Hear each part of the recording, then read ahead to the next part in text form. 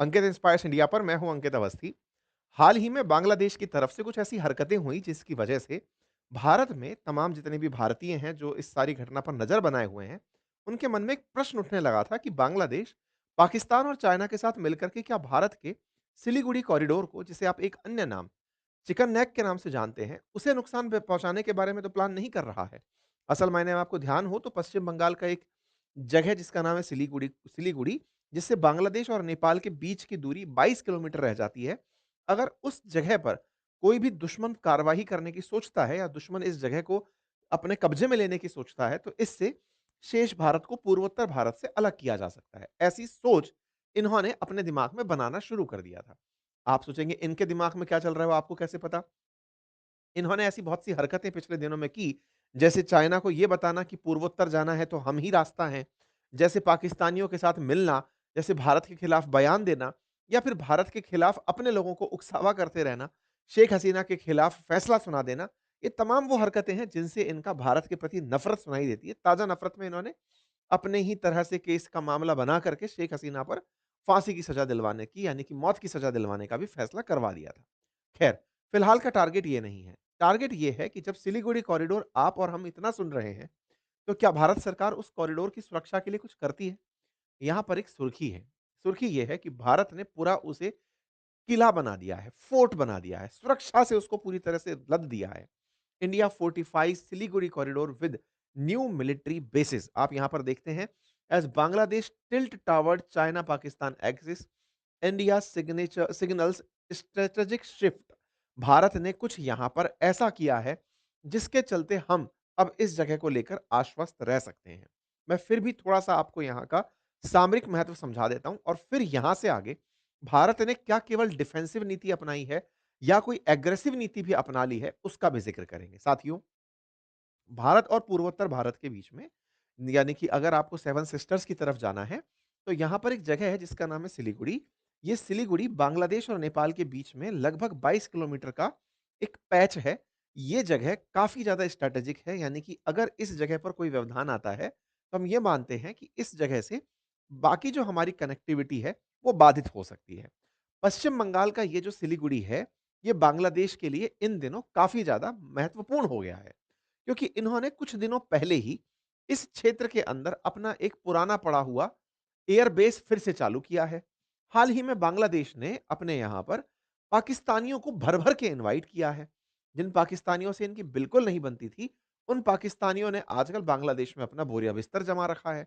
वो भी तब से जब से शेख हसीना यहां से निकलकर भारत आई हैं। शेख हसीना, जिनके पिताजी ने बांग्लादेश बनाया था, उनको बांग्लादेशियों ने निकालकर अपने कब्जे में पुराने पाकिस्तान को वापस लाने का प्रयास किया है। अर्थात जिस तरह से पहले पाकिस्तान में पूर्वी पाकिस्तान और पश्चिमी पाकिस्तान हुआ करता था, वैसे ही बांग्लादेश फिर से पूर्वी पाकिस्तान बनने की राह पर निकल पड़ा है। कुछ उस तरह की हरकतें यहां पर देखी जा रही हैं कि 1971 से लेकर अब तक बांग्लादेश के स्वतंत्र इतिहास को पूरी तरह गायब करने का प्रयास किया जा रहा है और पाकिस्तान इस काम को करने में इनकी बड़ी मदद ले रहा है। इनके साथ में लगातार बड़े स्तर के अधिकारियों की मुलाकातें होना या फिर पाकिस्तान के करीबी चाइना से इनकी बढ़िया मीटिंग करवाना, मीटिंग ही नहीं, इनके साथ डिफेंस डील तक साइन करवा देना। डिफेंस डील में 2.2 बिलियन डॉलर में फाइटर जेट बांग्लादेश को उपलब्ध करवाना। ये सारी चीजें ऐसी हैं जिनसे भारत के लिए एक निश्चित ही चिंता पैदा होती है। कुछ दिनों पहले हेमंत विश्व शर्मा जी का एक बयान वायरल हुआ जिसमें उन्होंने कहा कि अगर बांग्लादेश ये सोचता है कि वो भारत के चिकन नेक को अपनी तरफ से कब्जा करने की प्लानिंग में बनाता है या फिर पाकिस्तानियों को या फिर चाइनीज लोगों को ये दिखाता है कि चलो हम वहां पर कब्जा कर सकते हैं, तो देखिए, भारत की शक्ति को अंडर एस्टिमेट मत करना। आप हमें एक जगह से नुकसान पहुंचाएंगे, हम आपको दो जगह से चार भागों में बांट देंगे। ऐसी क्या कहानी थी, ध्यान से देखिए। मैंने भी पहले जब भारत के साथ बांग्लादेश की काफ़ी ज़्यादा रार पैदा हो रही थी, तब इस बारे में आपसे ज़िक्र किया था। असल मायने में भारत के जिस भाग से सिलीगुड़ी निकल कर जा रहा है या फिर कहिए कि सिलीगुड़ी जिससे पश्चिम बंगाल का एक हिस्सा नॉर्थ ईस्ट से जुड़ा हुआ है, उसके जस्ट दक्षिण में अगर आप चलते हैं, तो यहाँ पर एक चिकन नेक बांग्लादेश के लिए भी बनती है, जिसकी लेंथ लगभग 80 किलोमीटर है।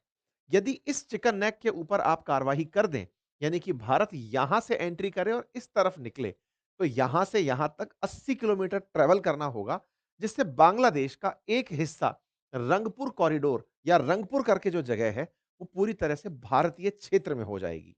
यानी बांग्लादेश अगर ये सोचता है एक बार के लिए कि हम भारत के साथ में मैप के अंदर कोई परिवर्तन कर सकते हैं और वो परिवर्तन यदि इस तरफ से करके ये सोचता है कि भारत को 2 भागों में बाँटा जाए, तो यहाँ पर बांग्लादेश को याद दिलाया गया कि आपके पास से भी यहाँ से एक रास्ता निकलता है।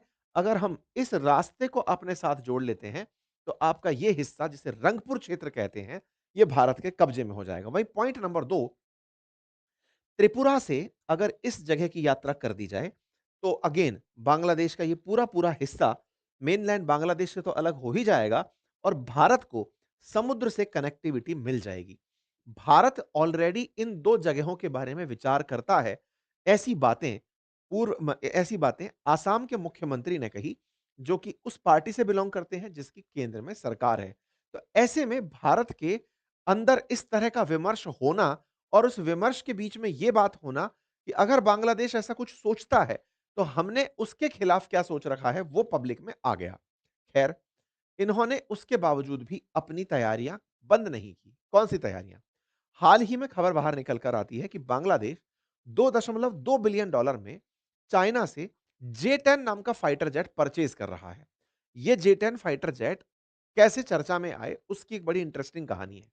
आप सभी को याद होगा, पाकिस्तान के साथ ऑपरेशन सिंदूर के समय भारत ने जब युद्ध लड़ा, 4 दिवसीय जो संघर्ष चला, जिसमें भारत ने भारतीय सीमा में रहते हुए पाकिस्तान के आतंकी ठिकाने जब नष्ट किए, तो पाकिस्तान ने पब्लिक मीडिया में एक न्यूज़ फैलाई, चाइनीज़ फेक न्यूज़ के माध्यम से कि उन्होंने जे-10 की मदद से भारत के राफेल गिरा दिए। इस खबर को चाइनीज़ चाइनीज़ लोगों ने मिस इन्फॉर्मेशन की तरह से यूज़ किया। आपको याद होगा, ये बात खुद अमेरिका की रिपोर्ट में भी निकल कर आई कि चाइना ने मिस इन्फॉर्मेशन को किस तरह से इस्तेमाल किया है। किस तरह से फेक खबरें फैलाकर राफेल के खिलाफ मैंने कुछ दिन पहले एक सेशन भी किया था। हो सकता है आपने वो सेशन एक बार देखा हो। ऐसे में बांग्लादेश भी इस बात से कन्विंस हो गया, जो पाकिस्तान ने फैलाई थी। क्या?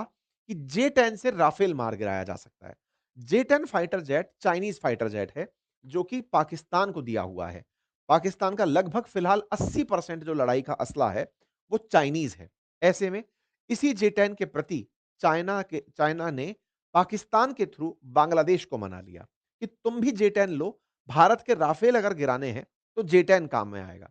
बांग्लादेश के पास सब तरह की फ्लाइट मिलाकर कुल 212 जहाज हैं, जिनमें से 44 लड़ाकू जहाज हैं, उनमें से 36 चाइनीज़ मेड F-7 हैं और अब जेड-10 लेने की ये बातें कर रहा है। इसके पास 8 मिग-29 भी हैं। कुल मिलाकर के कुल मिलाकर पाकिस्तान के कहने पर बांग्लादेश जे-10 की राह चल पड़ा। $2.2 बिलियन की ये होने वाली डील, जिसमें लगभग 20 फाइटर जेट लेने की प्लानिंग है, चाइना इसे बहुत ही नॉमिनल कीमत पर दे रहा है। कितना नॉमिनल है कि सोचिए कि लगभग इससे 4 गुना महंगा है भारत का राफेल, जबकि दोनों की जनरेशन 4.5 बताई जाती है। ऐसे तो तेजस भी 4.5 जनरेशन का है, लेकिन राफेल अपनी इन एक्सेसिबल जो सुविधाएं हैं, जिनके अंदर युद्ध करने की बहुत ही जबरदस्त कुशलता हो, उनके हिसाब से ज्यादा चर्चित रहता है। एनीवे, बांग्लादेश इन्हें लेने के लिए अगर तैयार हुआ है, तो ये बड़ा कॉमन सी बात है कि बांग्लादेश को फाइटर जेट की ज़रूरत किस देश के लिए होगी? विचार करने की बात है कि बांग्लादेश सब तरफ से केवल भारत से ही सीमा बनाता है। बांग्लादेश बंगाल की खाड़ी में है, वहाँ भी भारत की सीमाएँ ही हैं, यानी कि उसका पानी भी भारत के साथ डिस्कस होता है। हद मार के बांग्लादेश की म्यांमार के साथ सीमाएँ जुड़ी हुई हैं, जिसके साथ इसे युद्ध नहीं लड़ना होगा, क्योंकि वहाँ पहले ही सैन्य तानाशाही है।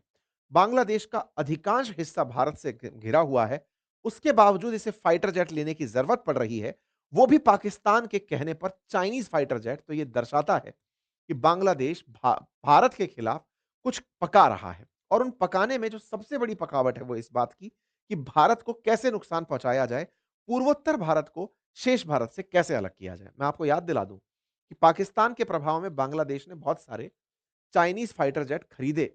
चाइनीज़ फाइटर जेट कहिए, चाइनीज़ डिफेंस इक्विपमेंट कहिए, वो पहले भी खरीदे हैं।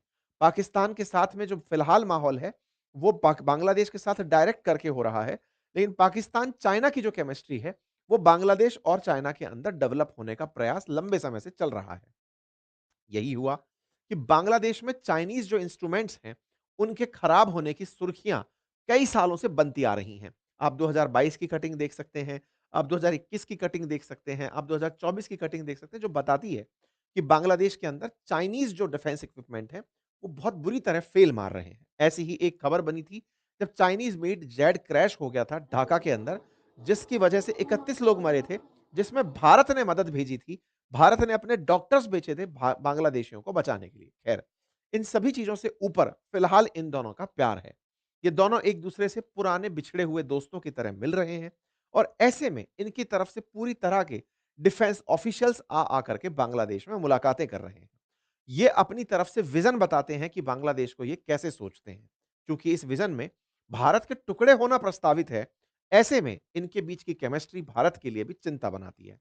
यही कारण है कि भारत ने अपने चिकन नेक को बहुत मजबूती से सुरक्षित करने का प्लान बनाया। इस बीच में पाकिस्तान, बांग्लादेश ने डायरेक्ट फ्लाइट के कमिटमेंट्स कर लिए। भारत ने इस पूरी जगह को बहुत अच्छे से कवर करने के लिए इस पूरे क्षेत्र में, फिर चाहे आसाम हो, फिर चाहे पश्चिम बंगाल हो, इस पूरे क्षेत्र में हमने अपनी राफेल फाइटर जेट्स की प्रेज़ेंस, एस-400 की प्रेज़ेंस और अब पैदल सैनिकों के भी यहाँ पर प्रॉपर जगह बना दी गई हैं। ये खबरें जैसे-जैसे बाहर आई, जैसे 16 नवंबर को बाहर निकल कर आता है कि भारत ने ईस्टर्न डिफेंस को मजबूत करने के लिए 3 नए गैरिसन बनाए। भारत ने फोर्टिफाई किया है सिलीगुड़ी कॉरिडोर को, ये ताज़ा खबर निकल कर आई। पता चलता है कि भारत के द्वारा 3 बेसिक जगह पर जो मूलभूत सुविधाएँ हैं, वो विकसित की गई हैं, जिसमें से लाचित बोरफुकम मिलिट्री स्टेशन स्थापित किया जा रहा है, आसाम के धुबरी में, बिहार के किशनगंज और पश्चिम बंगाल के चोपड़ा में फॉरवर्ड बेस बनाए जा रहे हैं। अगर ये बांग्लादेश का मैप है, तो यहाँ पर किशनगढ़ गैरिसन और चोपड़ा गैरिसन और इधर की तरफ धुबरी गैरिसन बनाया जा रहा है। ये गैरिसन की खबर पुरानी है, लेकिन इन खबर पुरानी से मतलब कुछ दिनों पहले ही हमने आपसे डिस्कस की थी। लेकिन अब इन्हें बेस के रूप में विकसित करने की बात निकल कर आ रही है। This is the drive of your dreams. में विकसित करने की बात निकल कर आ रही है। इसके साथ-साथ ही भारत ने पूर्वी सीमा पर अपने राफेल लड़ाकू, ब्रह्मोस मिसाइलें और एस-400 अत्याधुनिक डिफेंस सिस्टम के साथ तैनात कर दिया है। इसका मतलब भारत भी बांग्लादेश में हो रहे तमाम प्रकार के उतार-चढ़ावों से पूरी तरह से अवगत होते हुए उनसे निपटने की तैयारी शुरू कर दिया है। तो क्या हम ये मान सकते हैं कि अगली लड़ाई हमारी पाकिस्तान से नहीं, पाकिस्तान के कहने पर बांग्लादेश से होगी? देखो, जहाँ तक मेरा अनुभव कहता है कि बांग्लादेश कभी भी भारत के साथ डायरेक्ट युद्ध में शामिल नहीं होगा। डायरेक्ट युद्ध में शामिल नहीं होगा, उसकी बहुत सी वजह हैं, जिसमें उसका ये खुद से जानना कि वो इतने सारे सेंटर्स के थ्रू या इतनी सारी सीमाओं के थ्रू भारत से घिरा हुआ है कि वो भारत के खिलाफ नहीं लड़ पाएगा। लेकिन हाँ, वो प्रॉक्सी वॉर छेड़ सकता है। प्रॉक्सी वॉर का मतलब है कि कुछ इस तरह के छद्म युद्ध, जैसे हाल ही में दिल्ली में हुआ एक आतंकी हमला, जो कि पाकिस्तान के द्वारा प्रायोजित था और भारत में हुआ। ऐसे ही 2026 में पश्चिम बंगाल और आसाम में इलेक्शंस हैं। ऐसे में इलेक्शन के समय उन पर्टिकुलर बॉर्डर स्टेट्स में जो बांग्लादेश के साथ में सीमा साझा करते हैं, वहाँ पर अशांति फैलाकर भारत के अंदर दंगे भड़काए जा सकते हैं। कुछ इस तरह के प्रयास बांग्लादेश कर सकता है। इस तरह के प्रयासों में पाकिस्तान पहले ही महारत रखता है और ऐसा करने में उन्हें एक मोटिवेशन भी मिलता है और मोटिवेशन ये है कि भारत ने जब से एसआईआर शुरू किया है, यानी कि जब अपने इलेक्शन के लिए जो मतदाता सूची तैयार हो रही है, उनको गहन तरीके से तैयार किया जा रहा है, तब से बड़ी मात्रा में बांग्लादेशी भारत से वापस बांग्लादेश लौट रहे हैं। ऐसे ही लोग जो लौट कर जा रहे होते हैं, इन्हें उकसावे में बांग्लादेश यूज़ कर सकता है। इन्हें पाकिस्तान के द्वारा बरगलाया जा सकता है, क्योंकि इन्हें भारत के इंटरनल क्षेत्र पता हैं। इन्हें आसाम और पश्चिम बंगाल समझ में आता है। तो भारत के लिए एसआईआर के समय जो बांग्लादेशी जा रहे हैं, ये बांग्लादेश और पाकिस्तान के लिए ईज़ी फूड हैं, भारत को नुकसान पहुँचाने के लिए। खैर, भारत ने अपनी तरफ से सिलीगुड़ी कॉरिडोर के अंदर जो तैयारियाँ की हैं, ये दर्शाती हैं कि अब हम डिफेंसिव नहीं, एग्रेसिव होकर काम करना चाहते हैं और ये एग्रेसिव वाली बातें फिलहाल राजनाथ सिंह जी के बयान से भी समझ में आती हैं, जब वो इस बात को बोलते हैं कि हम कैसा अपने पड़ोसियों के साथ फ़ील कर रहे हैं। कुल जमा अर्थ ये है कि भारत किसी भी देश के साथ अब डिफेंसिव मोड में नहीं रहना चाहिए।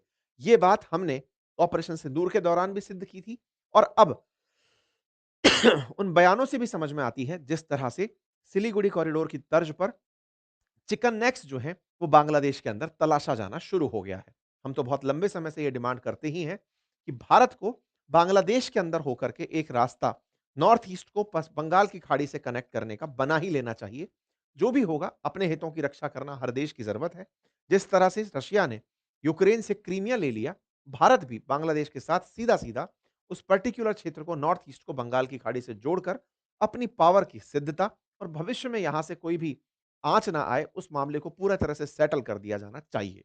समस्त भारतीय यही चाहते हैं, बांग्लादेश का स्कोर सेटल हो, ताकि दुश्मनों के बीच संदेश जाए कि हम लोग केवल और केवल सुनने के लिए नहीं बने हैं। बाकी आप लोग इस विषय पर क्या सोचते हैं? अपनी राय ज़रूर रखें। अगर आप हमारे साथ जुड़ कर के हमारे